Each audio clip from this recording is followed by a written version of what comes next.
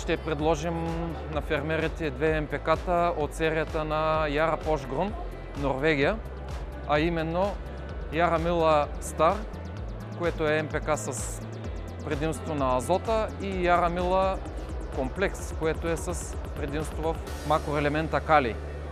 Яра Мила Стар е в съотношение 21% азот с 17 фосфор, 3 калий, с магнезий, сяра и цинк, докато при Яра Мила Комплекс имаме повече калий и там съотношението е 12 на азота, 11 на фосфор и 18 на калий, плюс магнезий и сяра с желязо, манган, бор и цинк.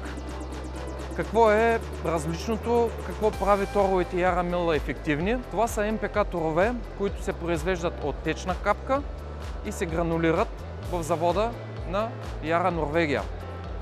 Това качество на тора дава възможността на бързо разтваряне на МПК-то и действие в годината на приложение. Азота в Яра Мила Стар и Яра Мила Комплекс е в две форми – нитратна и амониева. Тоест, подаваме азот като бързо действащ, нитратен такъв, най-лесно усвоимия и достъпен за растенията, и амониев, който действа в последствие след приложението на тора. Фосфора при двете комбинации, двете МПК-та на Яра Мила е в три форми.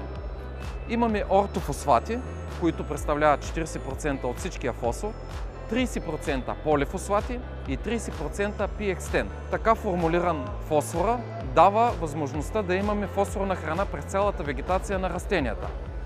Калия в Яра Мила, в случая в Яра Мила Стар е 3%, докато при Яра Мила Комплекс е 18%, но е изцяло изчистен от хлориди и е изцяло в калиево-сулфатна форма. Магнезия и сярата като мезоелементи способстват за фотосинтезиращата способност при растенията, а микроелементите ни дават възможността да отключим, да активираме ензимните процеси и фотосинтезиращата способност на растенията. Това са МПК-та, които имат различно качество, добра гранулометрия и забележителни производствени резултати.